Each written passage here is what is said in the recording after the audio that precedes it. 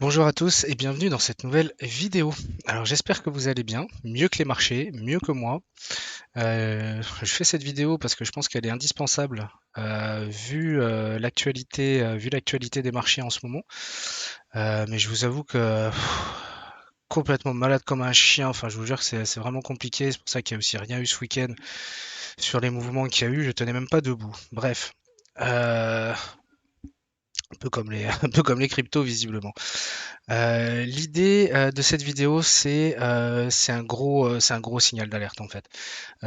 L'idée, c'est vraiment de matérialiser le fait qu'on n'attrape pas un couteau qui tombe. Un couteau qui tombe, c'est quoi? C'est les marchés qui dévissent pour de bonnes ou sans bonne raison d'ailleurs, mais c'est vraiment un mouvement qui accélère, notamment à la baisse, hein, un couteau qui tombe. Et l'idée, c'est de se prémunir au maximum des achats compulsifs surtout quand ils sont un peu anticipés. J'ai déjà expliqué dans la dernière ou l'avant-dernière vidéo, je sais plus, où je faisais un petit peu cette étude de marché déjà, en vous disant qu'on était sur le niveau des 40 000, que j'arrêtais d'accumuler parce que visiblement on était quand même sur une grosse zone d'indécision. Il fallait absolument que ce niveau de 40 000 tienne et repasse d'ailleurs au-dessus des 43 000 pour réamorcer en fait une tendance haussière qui aurait pu donc nous propulser beaucoup plus haut jusqu'à 100 000 à l'infini. Bref, de toute façon, on n'est pas dans ce scénario-là. J'avais expliqué que si on venait casser le support des 40 000, c'est-à-dire que si les acheteurs lâchaient ce support, on se télescopait ligne droite à 30 000. Donc c'est quand même pas une baisse négligeable. On l'a vu venir, on l'a anticipé. Donc ça c'est bien. Maintenant, qu'est-ce qu'on fait? Parce que je comprends pour ceux qui sont pas dedans, je sais qu'il y en a ici et qui croient dans les projets crypto et notamment la blockchain. D'ailleurs, je suis en train de préparer une vidéo sur la blockchain sur ce que c'est fondamentalement la blockchain parce que en fait moi pour être tout à fait honnête j'ai été longtemps en dehors des marchés crypto parce que j'avais pas compris à quoi servait la blockchain et ce que ça pouvait apporter pour le futur. Et une fois que j'ai eu compris en fait que le système de la blockchain, le fonctionnement de la blockchain et ce qu'elle pouvait nous apporter à nous tous dans notre quotidien, ben en fait ça a littéralement changé mon opinion sur les cryptos et c'est là que je me suis très fortement intéressé à tous ces projets. Donc, je suis en train de faire une vidéo à essayer d'expliquer de manière le plus simplement possible, mais expliquer les choses de manière simple, c'est pas forcément facile. Donc, ça prend un peu de temps. Bref, tout ça pour dire que ceux qui croient dans le projet, forcément, se disent c'est les soldes. Voilà, c'est les soldes. On a fait un ATH à 70 000 quasiment, 69 000 et quelques. Là, on est de nouveau de retour à 33 000. Forcément, on se dit, putain, c'est le bon moment, c'est maintenant, faut y aller. Alors, sur le fond, je suis assez d'accord. Maintenant, comme j'ai dit, on n'attrape pas un couteau qui tombe. On ne sait pas quand est-ce que le mouvement s'arrête. Ici, typiquement, par exemple, en mai 2021, on a eu ce type d'accélération, même encore plus violente. Rien ne nous disait que ça s'arrêtait là. D'accord. Maintenant, on a un petit peu plus d'informations. Donc, on avait ce support à 40 000 qui devait tenir. Il a lâché. On a eu cette information. Et là, on vient bien en direction très forte, malgré le petit rebond qu'on a eu hier, je crois, oui. Hier, euh, pardon, je parle trop vite. Qu'on a eu hier donc sur les marchés, qu'aurait pu nous faire croire que ah ça y est c'est bon c'est reparti. Eh ben non, aujourd'hui on remet 10 balles, on rechute encore 6%, 11%, il y a des 15%. Enfin bref, donc voilà, donc ce n'est pas terminé. Moi, pour moi, vous savez que j'ai l'intention d'investir un capital relativement conséquent.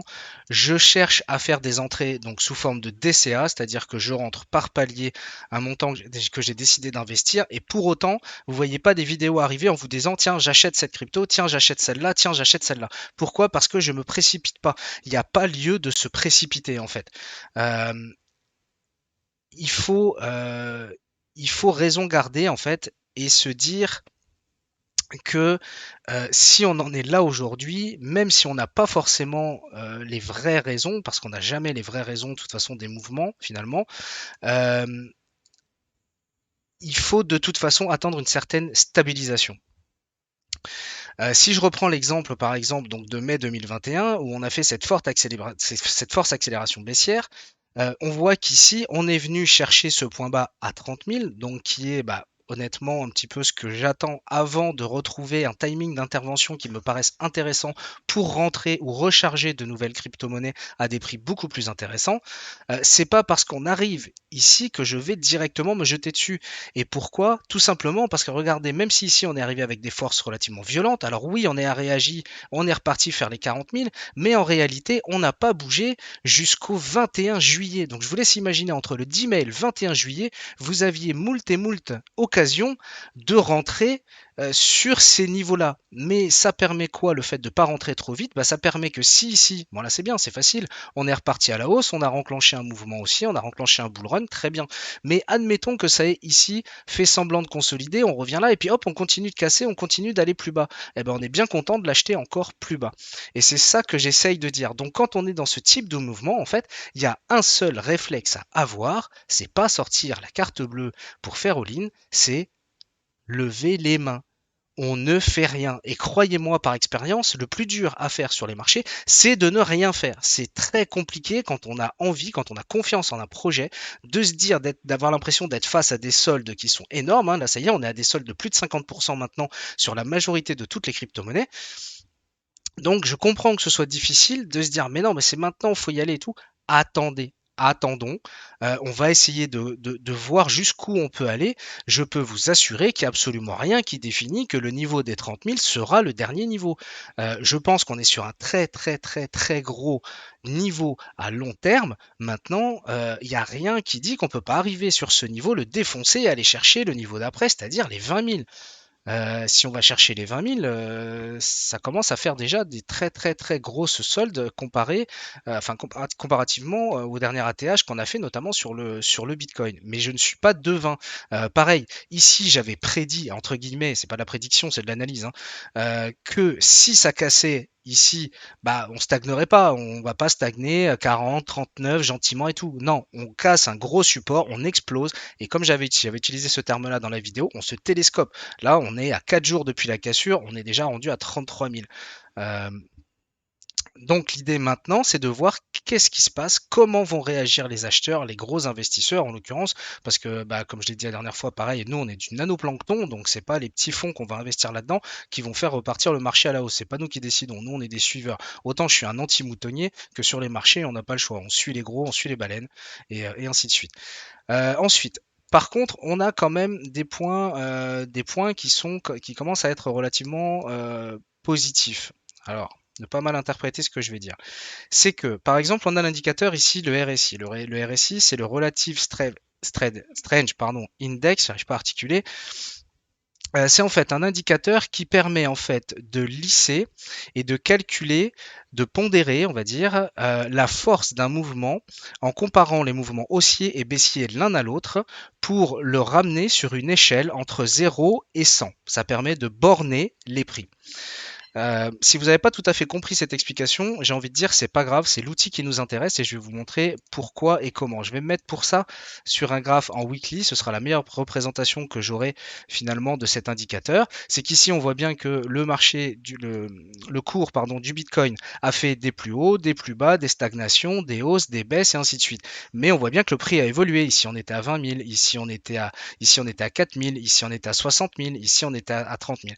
Et en fait c'est à ça que sert cet indicateur, c'est se donner une idée où en fait on va déterminer une zone de surachat et une zone de survente. Donc au niveau des zones 30 sur cet indicateur, on va considérer qu'on est en zone de survente, donc que le marché est survendu, et au-dessus, on va considérer qu'il est suracheté. Alors bien entendu, c'est pas une science exacte non plus, et c'est pas millimétré au point près.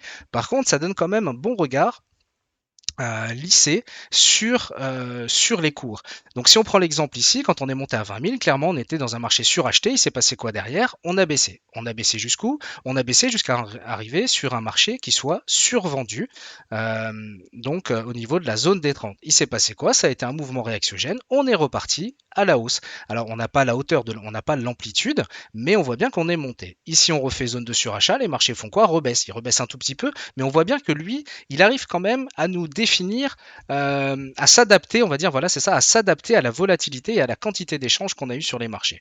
Ensuite, on est reparti à la hausse, on a explosé, on va faire cette zone de surachat, donc qui nous tirait une première sonnette d'alarme, de dire attention, on est suracheté, derrière il se passe quoi? On vend.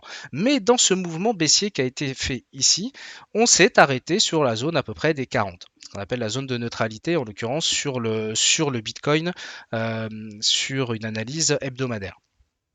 Euh, Ensuite, on a réagi un peu, on est venu rejouer, donc quand on a fait la hausse, qu'on est venu faire la TH à 70 000, on est venu rejouer avec la zone de surachat, et là on fait quoi? On est en train de rejoindre, on est à peu près à 35, euh, on est en train de rejoindre donc la zone de survente en fait sur le RSI, sur un graphique en hebdomadaire. Donc si on suit cette logique, c'est qu'on devrait bientôt arriver dans une zone de survente. Alors pareil, ça ne veut pas dire que les marchés vont rebondir. C'est pas parce que ce petit indicateur est là que ça va s'arrêter. Lui, il peut très bien continuer 19, 17, 15, 13. On a déjà vu. Enfin, moi j'ai déjà vu des RSI à 4. Donc voilà. Tout ça pour dire que juste ça nous met en alerte et on commence à se dire bon voilà, là maintenant on commence peut-être déjà à s'affoler un peu, enfin on commencera quand on sera là, peut-être commencer à s'affoler un peu, les vendeurs vont peut-être se dire bon on a peut-être été un peu fort sur le coup, bref l'idée c'est de rejoindre à des niveaux stratégiques, qui en l'occurrence correspondraient en plus à la zone des 30 000 donc, que je vous ai annoncé déjà la dernière fois, ici, donc ce dernier support, et en même temps à la moyenne mobile hop, ici, à la moyenne mobile sans période. Donc une moyenne mobile, c'est quoi? C'est tout simple, hein, c'est juste une manière de représenter la moyenne du prix sur les 100 dernières périodes, c'est-à-dire sur les 100 dernières semaines. La moyenne du prix, bah, c'est ce prix-là. Et pareil, c'est un mécanisme un petit peu j'allais dire autoréalisateur. Bon, oui, oui et non. Oui, oui, parce que c'est un outil qui est utilisé par beaucoup d'analystes, donc forcément, c'est un peu autoréalisateur. Mais donc en règle générale aussi, quand on s'appuie sur une moyenne mobile à 100 périodes, donc sur la moyenne pondérée des 100 dernières périodes, on a tendance à rebondir. Donc on a ici cette zone des 30 000, donc niveau symbolique, support, très bien, la moyenne mobile 100, parfait, une zone de survente en approche sur le RSI, on commence à avoir une accumulation d'informations qui nous disent visiblement c'est vraiment cette zone-là qui va nous intéresser. Voilà. Donc tout ça pour dire que pour ceux qui ne sont pas rentrés, qui ne sont pas encore dedans, qui aimeraient l'être, pas de précipitation. Je comprends l'idée que si vous en avez pas, vous vous dites putain mais si j'ai envie d'en mettre, ok j'y vais. Patience. La patience, c'est le plus dur, mais c'est également le maître mot sur les marchés financiers d'une manière générale. Alors bien entendu, si vous êtes trader, la solution sera beaucoup plus rapide à trouver, c'est-à-dire que quand on sera arrivé ici sur la zone des 30 000, si tant est qu'on y aille, hein, euh, j'estime qu'on a une très forte probabilité d'y aller. Maintenant, des fois, voilà, on s'arrête juste avant, on le touche pas, ce qui serait d'ailleurs entre parenthèses un très gros signal haussier. Ça voudrait dire que les acheteurs n'ont pas réussi à attendre ces niveaux de test et l'engouement acheteur serait tellement important que ça repartirait même avant de toucher la zone, ce qui serait un très, très bon signal haussier.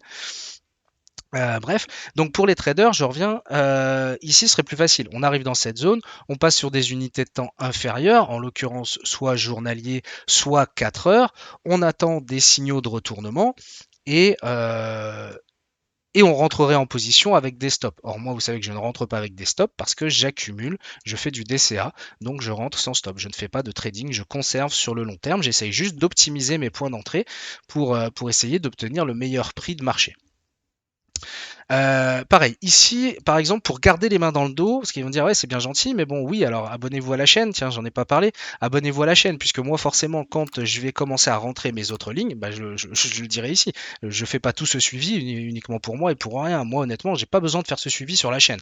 Donc voilà, mais vous pouvez vous abonner en tout cas justement pour ça, pour être un petit peu informé de ça. Mais de votre côté, si vous voulez déjà, je vais vous donner vraiment un outil qui est vraiment utile juste pour faire le B à bas en fait, pour se dire comment éviter par exemple de se dire tiens on a cette petite bougie verte ici qui nous donne l'impression que ça va repartir alors qu'en fait non, derrière on voit bien qu'on continue de tomber, on est toujours face à un couteau qui tombe, pour l'instant il n'y a rien qui l'arrête, hein. On avait quand même un support sur les 35 500 qui n'était pas dénué de sens. J'ai même pas eu le temps de le tracer, il a été défoncé. Donc voilà, donc on est vraiment sur un couteau qui tombe. Donc cet outil, c'est quoi en fait? C'est tout simplement la représentation graphique. Au lieu de faire une représentation graphique sous forme de chandelier japonais, donc ce que vous avez actuellement sous les yeux, qui définit tout simplement l'ouverture de la journée, le prix de clôture de la journée, la variation qu'on a eue, et si c'était haussier, baissier, vert ou rouge. Voilà, on va faire ça. Je simplifie à son maximum, bien entendu, mais dans l'idée, c'est ça. On va faire une représentation Donc pour ceux qui utilisent cet outil donc sur TradingView, très bon outil d'analyse entre parenthèses, au lieu de faire donc une représentation sous forme de chandelier, on va faire une représentation ici sous forme d'Eiken-Ashi.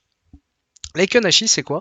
C'est exactement le même principe, c'est une manière de représenter les prix, mais qui va pondérer un petit peu et qui en fait à chaque fois, à chaque ouverture, au lieu de repartir au prix exact auquel il était, il repart à la moitié de la distance de la journée précédente. D'accord? Donc ici, on voit bien que ici, on rouvre à chaque fois au milieu de la bougie précédente. D'accord? Et en fait, qu'est-ce qui se passe quand on met cette représentation-là ici? Eh ben, on n'a plus cette petite bougie verte qui en fait n'est que du bruit de marché. Oui, il y a eu des échanges. Oui, sur un laps de temps de 24 heures, on a été plutôt haussier, effectivement. Mais en fait, ce n'était que du bruit de marché. C'était un peu un trap, un bullish trap, quoi. On appelle ça un bullish trap, c'est-à-dire un piège à acheteurs. Voilà, on va dire ça. Qui justement serait trop pressé de rentrer sur le marché. Et en fait, ça, c'est un outil qui vraiment vous permet de garder les mains dans le dos. Moi, comme je dis, c'est je mets les mains dans le dos et je tiens, j'attends. Je peux vous assurer que je suis comme tous ceux qui croient en le projet. J'ai qu'une envie, c'est de cliquer pour acheter. Mais je veux d'abord euh, cette stabilisation. Donc je garde les mains dans le dos, je mets des fonds sur mon compte, je veux être prêt à réagir quand ce sera le moment. D'ailleurs, si vous n'avez pas de compte et que vous souhaitez le faire, je rappelle que vous avez un lien de parrainage qui permet de partager vos frais et vos commissions en deux. Donc vous recevrez 10% et moi 10%.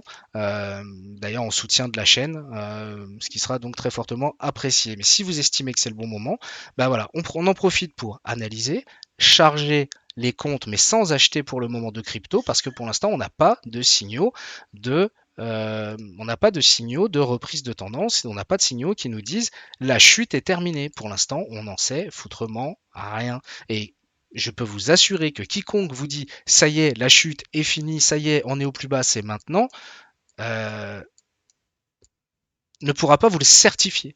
Moi, je sais que j'emploierai ces termes en disant voilà, pour des raisons techniques que je n'ai pas encore, que les marchés vont nous donner, je dirais voilà, pour telle et telle raison, je pense que ça y est, on se stabilise. J'attends les signaux. Typiquement, par exemple, si on cherchait un signal d'achat sur la zone des 30 000 sur la période donc du 20 mai, 21 juillet, par exemple, typiquement, ici, on a travaillé la zone, on a travaillé. Ici, cette bougie qui vient franchement casser le plus haut des précédents plus hauts en rebond symbolique avec une augmentation de volume ici, avec une petite augmentation de volume ici. Voilà, on voit bien qu'ici on a récupéré un petit peu plus de volume que les deux bougies précédentes. On aurait pu se dire ici on a potentiellement une reprise haussière. Et ben c'est ça qu'on va chercher, c'est ça qu'on va attendre. Alors vous allez me dire bah ouais mais bon c'est bien gentil, mais ici tu vas rentrer à 34 000 au lieu de rentrer à 30 000. Oui, moi aussi j'aurais bien aimé rentrer à 30 000, il n'y a pas de problème. Mais qu'est-ce qui se serait passé ici si à la place de cette bougie verte, on s'effondrait et on allait chercher les 20 000? L'écart euh, entre 30 000 et 20 000, c'est 10 000. D'accord? Vous gagnez 10 000 points au moment de votre achat contre une petite perte de 4 000 parce que vous avez été précautionneux, vous avez attendu le bon timing pour intervenir et pour rentrer. Le jeu en vaut quand même la chandelle. Et de toute façon, il faut partir d'un principe, c'est que on n'achète jamais le point bas. Je crois qu'en 10 ans, j'ai dû acheter, et c'était totalement accidentel, 2 points bas. Voilà, mais c'était de la chance, franchement. On aurait très bien pu stagner, faire des petits trucs un petit peu plus bas, et ainsi de suite. Voilà, on ne sait pas. Mais de toute façon, il faut se sortir ça de la tête, de se dire, voilà, je veux uniquement le point bas. Non, ça, on n'achète jamais le point bas, tout comme on ne vend jamais le point haut d'ailleurs. Voilà. Je peux vous assurer que ceux qui ont vendu à 69 061 pendant le dernier bull run, ils ne savaient pas si c'était le plus haut ou pas. Voilà, c'est comme ça. Donc voilà où on en est. J'espère avoir fait un bon tour d'horizon.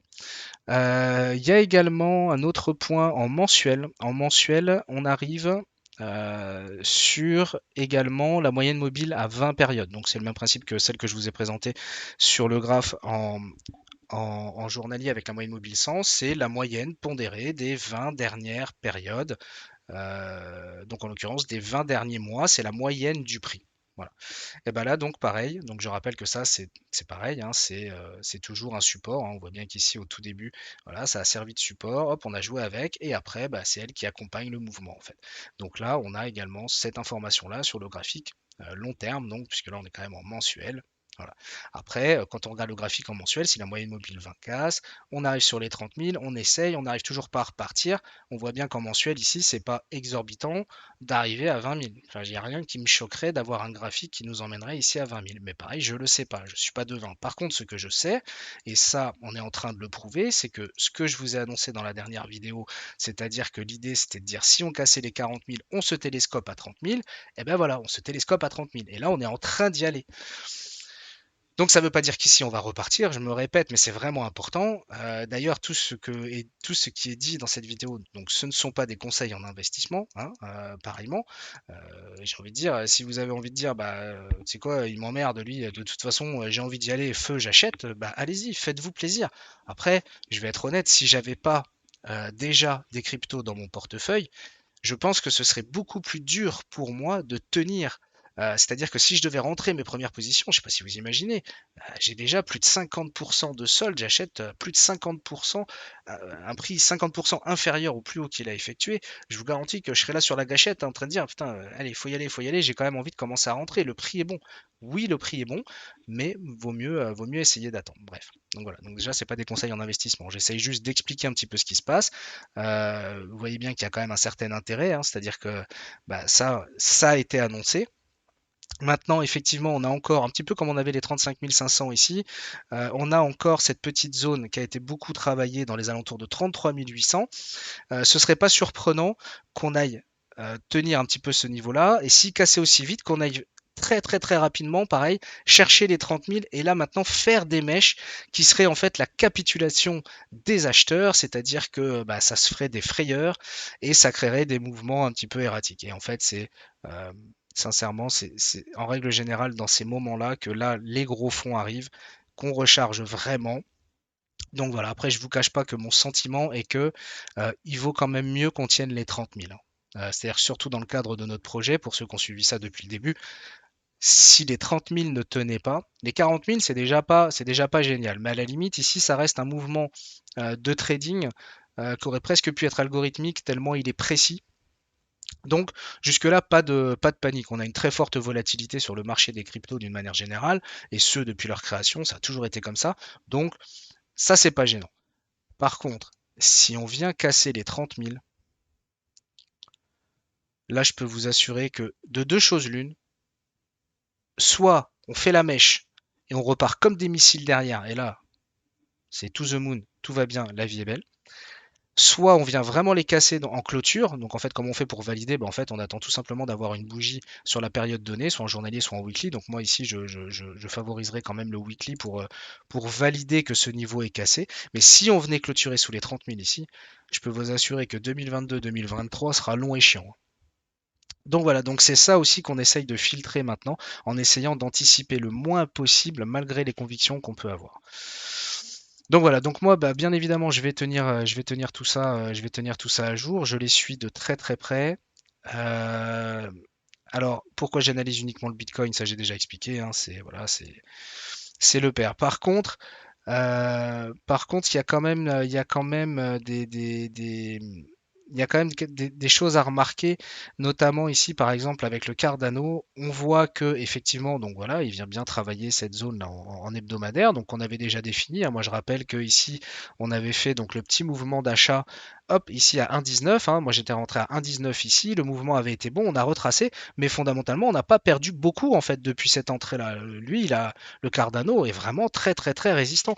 Et c'est là que c'est intéressant dans ces moments de grosse crise d'essayer de faire le tri en fait entre les cryptos qui s'effondrent soit de la même manière que le Bitcoin, l'Ethereum et ainsi de suite, soit ceux qui vont même encore plus fort, c'est-à-dire il y en a qui s'effondrent encore plus vite. Mais d'un autre côté, il y a également celles qui tiennent très très bien à leur niveau et qui font qu'on est beaucoup moins dans des marchés qui paraissent catastrophiques que sur le Bitcoin ou l'Ethereum typiquement.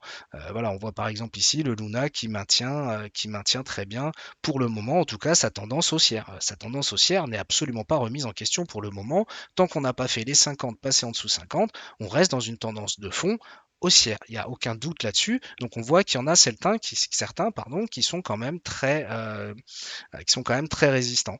Je vais prendre l'exemple du Shiba qui est un très très bon exemple. Donc Faut savoir que moi, personnellement, je fais partie de la Shiba Army. J'ai énormément de Shiba dans mon portefeuille. Euh, et ici, on a des mouvements qui sont très propres d'un point de vue technique. Et donc, c'est à la base un meme coin, hein, c'est-à-dire que à la base, c'est un peu comme le Doge. Voilà, c'est pas rentrer dans les détails parce que j'ai pas envie d'expliquer le projet. Vous trouvez, ça a été expliqué 200 000 fois sur le net. Donc, si ça vous intéresse, vous trouverez des, des- des sites qui ont très bien expliqué ça. Moi, ce qui m'intéresse, c'est plus les timings d'intervention. Il n'y a pas assez, en fait, je trouve que sur Internet, il y a trop de vent, en fait. On parle trop pour ne rien dire et répéter 120 fois la même chose, alors que je trouve personne qui finalement dit ce qu'il fait et quand est-ce qu'il le fait et pourquoi il le fait. Et c'est dans cet axe-là, en fait, que je veux diriger cette chaîne. C'est impératif pour moi. Euh, ici, on voit que d'un point de vue technique, ici, quand on est parti, qu'on a fait la réaction, ici, on a eu une très très forte réaction là, avec ce doji qui s'est fait sur la zone des 0,18. Euh, et ça, c'est intéressant parce qu'on a quand même des petites cryptos qui, en fait, ont eu des réactions qui ont été plus importantes que sur le Bitcoin à proprement parler. Donc ça, c'est quand même assez intéressant. Ça ne l'empêche pas de refluer de nouveau aujourd'hui, mais ça n'empêche que on voit bien qu'il y a des cryptos qui sont plus conciliants que d'autres, qui résistent mieux que d'autres. Il y a Avalanche, je crois également. Lui, je vous assure que là, je suis en mode les mains dans le dos parce qu'Avalanche, j'en ai pas. Donc j'ai l'intention d'en rentrer. Je sais qu'on est sur un niveau intéressant ici à 57, mais pour l'instant, je ne craque pas et j'essaye, voilà, de garder les mains dans le dos. Je veux avoir des informations complémentaires et je ne veux pas pour l'instant m'y intéresser tant que le Bitcoin aura pas annoncé un petit peu la fin de ce bear market qui maintenant est enclenché. Donc pas de précipitation, on attend, même si c'est difficile, je vous garantis que c'est dur pour moi parce qu'il y a vraiment quelques cryptos que j'ai vraiment envie de rentrer dès maintenant, mais on tient bon, on reste factuel, c'est ça. L'idée, c'est de rester factuel. Qu'est-ce qu'on voit? Le marché baisse. Pour l'instant, on n'a pas le début de l'ombre de la queue de quelque chose qui nous dit ça repart à la hausse. Donc, on patiente, on tient bon. Et quand ce sera le bon moment, on réamorcera. Et c'est pas parce qu'on réamorcera par exemple à 30 000, parce qu'on aura des bons signaux, que ça repartira to the moon direct. On pourra très bien aller plus bas. Mais c'est pour ça que j'interviens sous forme de DCA ou je lisse. Mais ça m'empêche pas d'essayer d'optimiser un maximum mes entrées. Bref, la vidéo est longue. Déjà parce que j'ai pas eu de vidéo dernièrement et parce que je trouve que ça nécessitait une bonne explication, notamment pour les novices, pour les débutants qui ont envie de mettre les pieds là-dedans. Il faut se dire une chose, c'est que c'est vraiment la psychologie de l'investissement qui est beaucoup plus important que toutes les connaissances que vous pourriez avoir sur le contexte. Euh, Typiquement, par exemple, je vais prendre tous les actionnaires, par exemple, de Tesla ou de SpaceX, par exemple, je prends ça parce que j'ai ça en tête. euh, Vous voyez les millions qui ont été injectés là-dedans et tout. euh, Ils comprennent en quoi ça peut changer le monde. C'est-à-dire que potentiellement, je fais pas forcément partie des convaincus, mais on s'en fiche. C'est-à-dire que le véhicule électrique, si c'est effectivement moins polluant, ça rentre, ce serait des véhicules éco-responsables, et ainsi de suite. On comprend pourquoi c'est potentiellement intéressant, mais c'est pas parce que on ne sait pas comment est fabriquée la voiture, on ne sait pas comment sont fabriqués les réacteurs qui vont dans les fusées de SpaceX et quelle est la particularité qui fait que ces fusées sont beaucoup plus stables que les autres. Franchement, si vous le savez, dites-le moi dans les descriptions. Mais moi, j'en sais rien. Par contre, ça m'empêche pas de croire au projet. Et ben, c'est exactement un petit peu le même principe avec la crypto. Une fois qu'on a compris le principe, pardon, de la blockchain, on n'est pas obligé de comprendre tous les mécanismes à l'intérieur pour savoir que ce sera bon. Je pense qu'il y a aussi énormément d'informations sur Internet que vous trouverez qui seront, passez-moi de l'expression, mais de la masturbation intellectuelle, à vouloir absolument tout essayer d'expliquer et de comprendre. Je demande à quelqu'un, s'il vous plaît, expliquez-moi la fusion nucléaire et la création électrique, s'il vous plaît. Expliquez-moi ça. Non, pourtant j'ai de l'électricité chez moi tous les jours, j'utilise tous les jours et je sais pourquoi j'en ai besoin, mais c'est pas pour autant que du fait que je ne sache pas comment on la produit très exactement dans ces moindres petits mécanismes que j'ai pas de raison déjà de une d'investir dedans et c'est pas pour autant que je suis un idiot parce que je comprends pas tout ça. Bien sûr, moi je creuse et j'y vais dans l'information, mais honnêtement, on n'a pas besoin de ça. Il faut comprendre les fondamentaux, pourquoi on y va, Pourquoi on n'a pas peur quand on a des marchés baissiers? Parce qu'on comprend le principe qu'on est dans un marché extrêmement volatile, dans un système économique actuel généralisé qui est franchement pas bandant, passez-moi l'expression également. Euh, donc, il faut laisser respirer, il faut laisser le temps au temps, et malgré qu'on soit convaincu, pour de bonnes ou mauvaises raisons, je ne sais pas, euh, il faut patience garder. C'est vraiment le nerf de la guerre. Voilà, j'espère que ça aura été constructif, j'espère que ça vous apporte beaucoup de choses. Si c'est le cas, n'hésitez pas à liker la vidéo, à vous abonner pour être informé justement de tout ce suivi technique que j'essaie d'apporter sur la chaîne. Je vous dis à bientôt. On essaye de faire comme les cryptos, on essaye de se remettre en forme, de revenir peut-être un petit peu plus régulièrement. Mais comme là, je m'efforcerai de toute façon au moment important de faire les vidéos qui vont bien pour vous tenir informé de tout ce qui se passe et de ce qu'il faut surtout pas louper. Allez, je vous dis à bientôt les amis et prenez soin de vous surtout. Ciao, bisous.